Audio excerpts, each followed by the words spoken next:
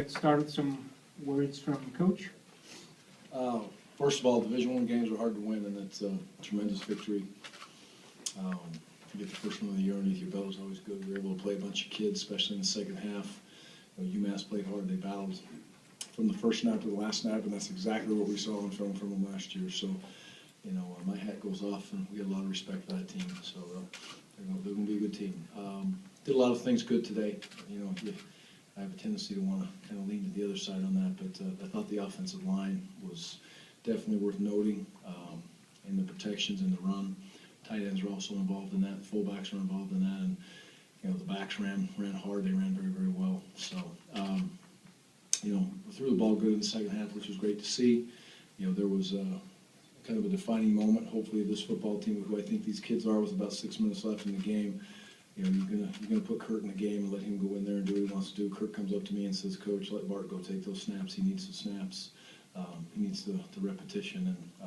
And what else do you say as a coach other than that? That's a tremendous kid, and unselfish, and excited about being part of this team. So I couldn't leave this desk here or podium without mentioning that. Defensively, they swarmed the ball all night long. Thought they did a nice job.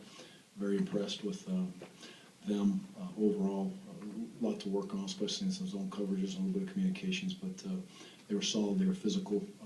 They're throwing the ball quick, and it's in and out. So overall, on special teams, I would say we were just okay, and there's definitely room for improvement in that area. Gary, you mentioned getting better in the second half, throwing the ball.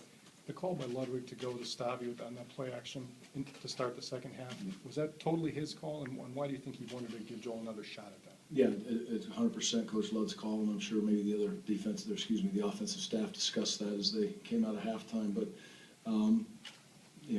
if it's up in the air and it's close, Abby's going to come down with it most of the time. And we underthrew the first one, but it was a good call.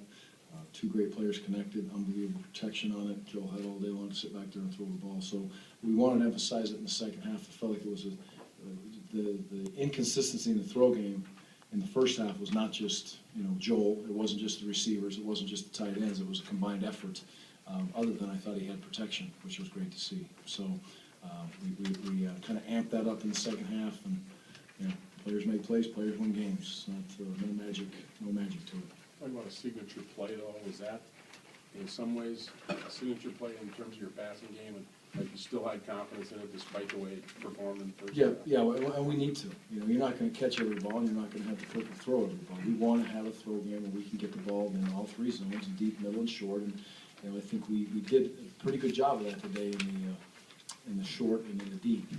Middle, I'm sure we're going to have some more involvement with the tight ends as we move forward. But that was a big-time play. Anytime you take the top off the defense and score touchdowns, or get yourself in position to score a touchdown in the red zone is big. What did it mean for a defensive coach to get a shutout in this first game? And did you really show much defensively?